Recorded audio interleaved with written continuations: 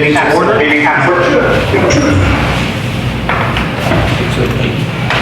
6:01.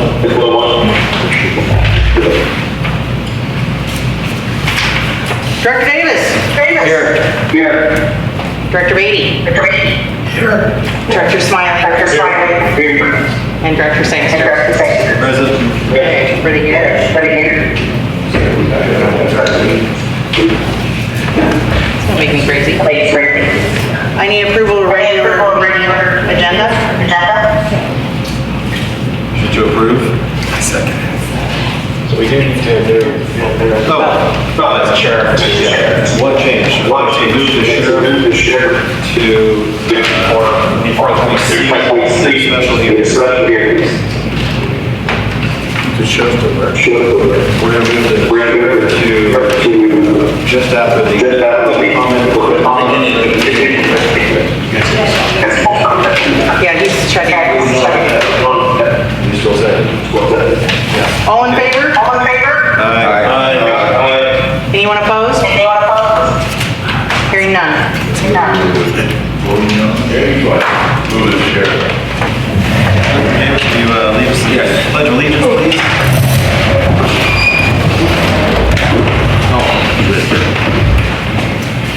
Pledge allegiance to the flag of the United States of America and to the republic for which it stands, one nation, under God, indivisible, with liberty and justice for all. Thank you. Okay. So with a change to the agenda, you're welcome to come up and give your report early. Introduce your time. Thank you so much. Place to be. Sandra Raza, Sheriff's Office North Station. The stats for May are as follows. To date, we are at 116 calls for service, where at this time last year, we had 156, so we're down just a little bit. We have up to 11 reports taken, where at this time last year we had 20. Specific calls for service, we didn't have any for assault or battery. We have one report taken for disturbance. 13 calls were called in. We had none for burglary or theft or vandalism or trespassing. We did have one scam report, and we took one report for suspicious circumstances. The other thing I wanted to report is the 4th of July. So we're up staffing more this year than we did last year, but the Sheriff's Office has 2 drones that we're gonna be able to have out. I did not get the short strong, is that what you call it? Short. So we'll start the drone in San Miguel. As you know, I was here last year, and if it repeats itself, I want to be ready for all of it. As you know, every community would like it. So I'm going to tell you that I'll start the drone here, and then try and move it maybe to Templeton or wherever the calls come in. I can tell you that people are already reporting, problem areas, problem houses. So we will have people dedicated for the fireworks enforcement. San Miguel specifically will start with the drone. We're hoping, people just don't have them. Let's hope so. Yeah. What kind of enforcement will you guys be doing? Taking information and, again, to Dan Dowell's point, maybe providing that to the attorney's office for potential prosecution, or what will you guys be doing specifically? Yeah, so the ordinance doesn't require us to even make contact with the homeowner. So if it's observed, we will try our best to record that person, video that person or persons, and obviously the address. I'm not a drone operator. I believe the drone will get maybe the APM number as well. I have to confirm that. But even if it's not if it's a deputy without a drone, we're still going to do the video, identify the address, and then what we do is we have a compliance unit that will sort that out and then send it to let me be clear, the county ordinance for review, for fines, and then if it's criminal, so we get them with the fireworks, right, then that absolutely will go to the district attorney's office. Okay. Yeah, so there's two ways for us to approach it, and then we'll go from there. Okay. Do you have a plan for the ones that are in cars and roving around the community and launching them? Or? So I'm hoping we can get that just, with the mark unit, they buy them from vehicles. Yes. Yeah, if you drive around the community and light them from the roof of vehicles. Okay, well, that's good to know. So I'll have to let the drone operator know that and then have a unit ready to make a traffic stop if we can do that. Okay. And that's good to know. That would be beneficial because if the drone can catch it, by the time the unit gets there, it won't matter anymore that it's gone or off the rooftop, right? Yeah. So, pros and cons, but this will be our first year, at least for me, to have a drone up here. I'm gonna rely on the operator. Okay. But, there'll be fines coming, right? So I'm hoping that the community members watch their kids and their neighbors and, so I know the calls will be coming in. If you look at our social media website, and I can give it to Chief Young or I can email it out, but there is also a phone number just for fireworks calls so that our emergency lines don't get overwhelmed. If you want to separate that, and there will be a dispatcher answering that phone number. So anyone reporting, illegal fireworks, or in this case, fireworks at all, depending on what towns or where you live and what you're calling in, there will be a dispatcher answering that line for fireworks reporting, not an emergency, but just to report fireworks issues. Okay, that's great. The technology, I think, will be a good start. Yeah, See the how it dispatchers works. of staffing, we're staffing, I'm gonna feed them, so they'll be happy, I hope, anyway, but, yeah, so, and the same will go for Templeton, and hopefully Preston, Shannon, and same things. Okay, perfect. Any questions for me? Question from the public. Will all fireworks be treated as illegal fireworks in San Miguel? So you guys voted down, Say if you're saying fireworks will not be sold here, Right. will they be considered illegal by the sheriff's department, just like regular illegal fireworks? Are all fireworks going to be illegal this year? so that's, Yes, we didn't approve them, so they were, all so fireworks are if they're illegal. not, if they're not allowed, then they're not. Is the attorney listening right now? Hello? Yes, all right. Are all fireworks illegal in the district of San Miguel this year? I would have to review the county ordinance, so I'd have to get back to you on that. So that's a question. Okay. Yeah, I'll be in touch. Because there's confusion in the community. I know Can you- the chief is very adamant about We all need to state his fireworks. name and Yeah. stuff, Yeah. like we normally do at a public State your name comment. and your- You need to not shout for the audience. Please. I've mentioned that before with you. Thank you. Appreciate You're it. welcome, I would remind you again. Okay. Can we publicize the numbers to call for fireworks-related calls? Either on our website or send something out?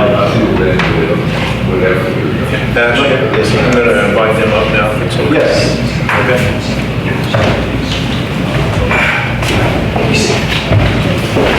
Thank you. You signed the wrong one, you signed down here. You signed over. I signed wrong? No, Rob did, he signed here. At this time, no, I have somebody. Hold on, Greg.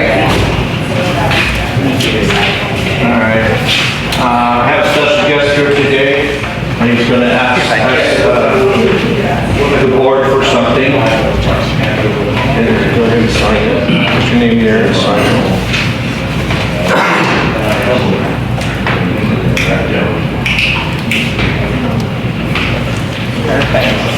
And you can introduce him to him. Pretty much just need to know how to spell your name. This is Joe Peckham, he's one of my neighbors. That's, Shall I? wait a minute, wait. Get ready. Okay, and this people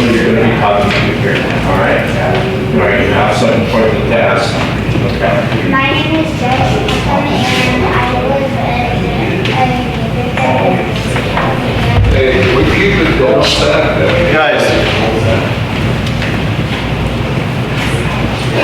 I would like to comment how there has been an empty lot next to the playground in our neighborhood for a few years now, and I want to create it, and I want to do a community garden it, and I have a few pros and cons for it of how it could affect the community and the HOA. A pro for the HOA is they could set food stands, like veggie stands and stuff like that and sell it. A con for the HOA is that they need to pay the water bill and buy planters and everything. Buy all your plants for the planters. And I would like to... Do you have pros and cons for the community? Yes, so a pro for the community is they could be provided with food and they wouldn't go hungry. And a con for the community is it could if branches reach over the fence from trees, it could go into neighbor's backyard and get bats. Yeah. Do you have anything else you want to add? And I'd like to add, if we were to get planter boxes, me and my sister did some research and we decided that if we were going to get planter boxes for it, then if we wanted to,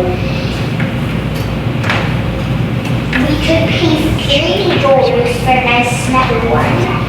But if we need some air for this and we measured like how many pin-by-folds it would take to and so on and so on. And we found out that it would cost $12 if we were to make one yourself out of wood. And I bet we could have the entire community help with that. So he's talking about in Jazzertown, there's the playground and then there's kind of just like empty dirt up until the fence line. So he's talking about that area. Right now there's like a juvenile supermarket. And there's one tree and that's it, they need the entire idea. so where the horseshoe pit seems to be? Yes. That's correct. Well, thank you, Master. Yeah. Thank you, sir. And thank you for bringing Jim in. He's a hopeful candidate for the San Diego Community Services Board in the future. This is the beginning of his political career. Okay. How old are you, buddy? 10. Very good job. All his idea. Good job, and thank you for coming. Information? Need a fit guy, maybe you can help him out. Thank you, Thank everyone. you. Appreciate it. See you later, Joe. Bye. Really good job. They need For this project, probably, yeah, if they get it off the ground, I'll let you know. He's been asking me for about 6 months. Oh, cool. Great, thank you for that. Appreciate it. I will. Make note of it right now. All right. Do we have any public comment for items that are not on the agenda? Yes, thank you, Greg Raywald, President. I couldn't hear everything the young man was saying. Sounds like he needs some money for something. So I'm here to discuss what we can't discuss. You guys are going to go in closed session on the Steinbeck lawsuit. Obviously, I'm one of the plaintiffs, and I feel compelled to come here because I have a lot of friends in San Miguel. I've always felt comfortable coming here and talking to you guys. And I feel bad for the people that live here whose water rates have gone up 5 times what they used to be since this started. And then you're spending so many millions of dollars instead of helping little kids like that with projects that could be done that would benefit this community instead of whatever the attorneys promised you. Because whatever they promised you, you're not going to get. Unless something changed, you're not the Catholic Diocese, you don't own the mission, you don't own the land, they're not defendant in the case. And if you want to believe you have Pueblo rights, then I don't know why you're getting grants from California, but you can get grants from Spain. So I would hope that when you go in, that maybe at this time, since Pastor Robles jumped ship, if you don't know that they turned in almost 38,000 pages of documents and then left their guys hanging. I don't know what that cost the city to do that and all the other documentation, but the 800 properties that are part of the quiet title have wasted 13 years of their life to protect our property, and they're not stopping. So the only ones taking it in the shorts are the 900 water meter properties that are in your community that didn't have a say so on whether to join this thing or not join this thing for no reason, when nobody on our side ever said anything about cutting off water or water use to this community. That was never part of the thing. We were protecting our rights. I know you guys think you're protecting your rights, but the first thing to do, even in Sigma, is to understand California law, which the attorney should have told you, and that the priority right goes to the private landowner. It does not go to the C.S.D, CSAs, or to the cities who are appropriators. There's a quiet title action that just happened, it completed 2 months ago in Ventura County. Your attorney, White and Brennan, was one of the attorneys down there. They lost down there too. Priority right went to the landowners who have the priority right, and the appropriators don't get any surplus because there isn't any surplus. When there is surplus, they get it. This is what this whole thing is about. All everybody had to do was follow the law, would have been no problem. And everybody could have lived happy, and you didn't have a limited amount of water until you fought for a prescription, which in my means, fighting for a prescription is greed, because you were fighting for something that was outside the law. But you got it, and that's cool. I'm happy for you. I never wanted anything bad in this community, just like my community in Crescent. So thank you very much. Thank you.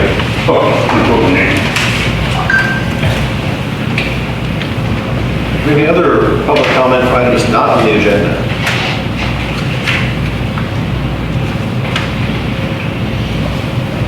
Step up and sign in.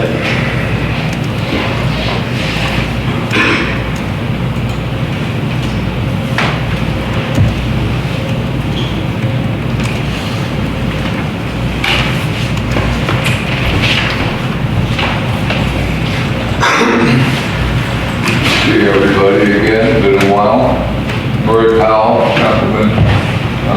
You know, I'm involved with Greg in this whole Paso Basin overdraft stuff. And the reason I'm here tonight is because I haven't heard much for several months, at least or more now, about your GSA, San Miguel C.S.D. We've been involved heavily with the other four on Praga. There was another board meeting last night. I'm sure you all heard about Prop 26. And hopefully you heard about all the fee charges that they want to now implement and put on everybody's property tax bills. And if you haven't, you need to get up to speed on that. You know, I believe that there's a lot of people that are on the list to be charged that aren't even aware of what's going on because they're not on a Praga mailing list, and they may not be aware of their website or being able to navigate it. And I think the board here, just being the GSA, should maybe get some notices out to everybody that in the area, and just make sure they know what's coming, because in their property tax bills coming up in this fall, there's going to be charges that they may not even understand why they're on there if they can see. So anyway, the other thing, Greg and I got involved with a landowner here on this Rivers Oak project, 181, actually 91 unit housing.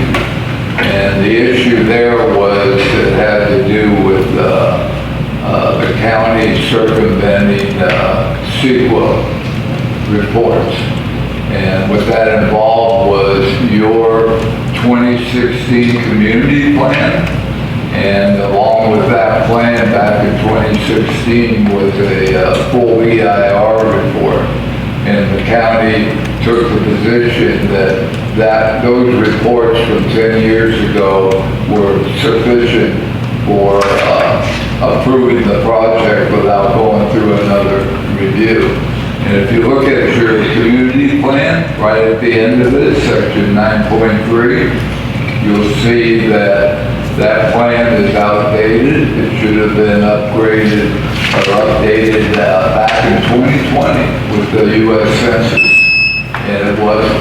So right now you guys have a community plan that is out of compliance. Thank you very much.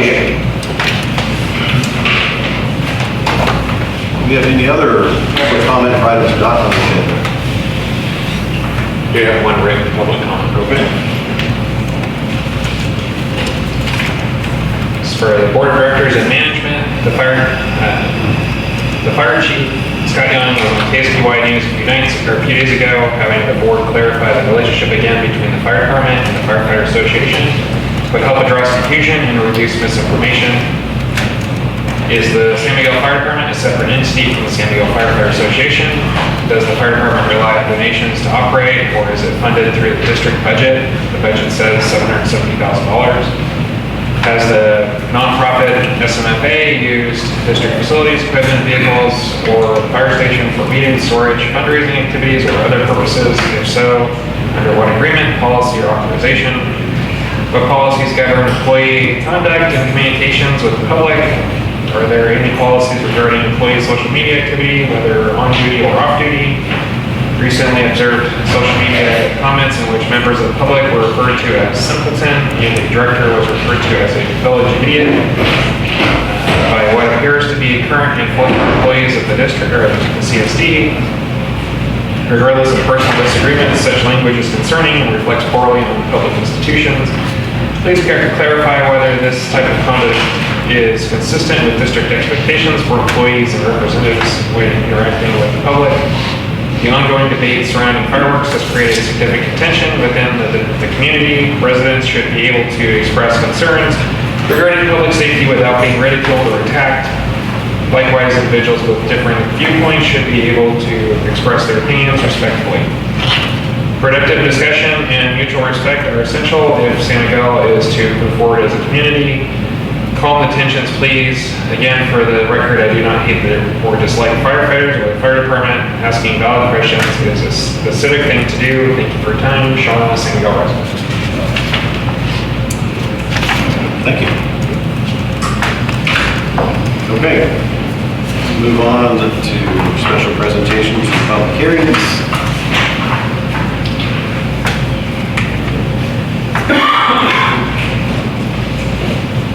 Are you from? Yeah, I'm sorry. So we have Chris from Mosley here to present the audit for the board. Yes, please, because I need to know how to spell your name. So I'm Chris Padilla, I'm a CPA here at Mosley Hartside. We conducted the 2025 fiscal year audit of San Miguel C.S.D.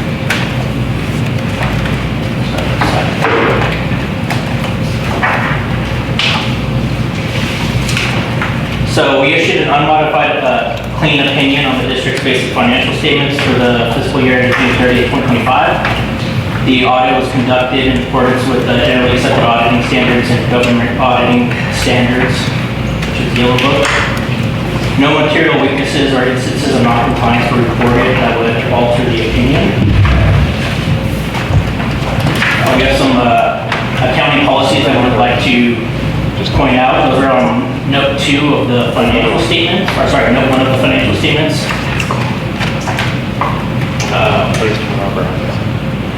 The financial statement disclosures are neutral, consistent, and clear. The most sensitive disclosures in the financial statements we consider to be note 4, which is long-term liabilities. The most sensitive estimates are the useful lives of capital assets, which is the net pension liability as well as the pet liability. We evaluated the underlying assumptions of these sets of estimates and concluded each are reasonable. In terms of required communications to the board, all identified misstatements were corrected by management. None were considered material individually or in the aggregate to any opinion unit. There were no uncorrected misstatements, so that meaning that all misstatements that we identified were corrected by the C.S.D. There was no difficulties, disagreements, or consultations with management, or there was no difficulties or disagreements with management, and there was no consultations with outside consultants. We received representations from management in a letter dated May 21st, 2026. And in terms of the required supplementary information, we applied limited procedures to the RSI, which is the MD&A budgetary comparisons, as well as pension and OPEB schedules. Those are presented in the back of the financial statements. And we do not express an opinion or provide assurance on those required supplementary information schedules. Last but not least, accounting standards. We adopted fiscal year 2025 GASB 101 compensated absences, which was implemented with no material effect to the financial statements. Moving forward into fiscal year 2026, we have two new GASB pronouncements. GASB 103, which is financial reporting model improvements. This revises the MD&A requirements. Essentially what this does is it requires the C.S.D. to not only present the MD&A, but also provide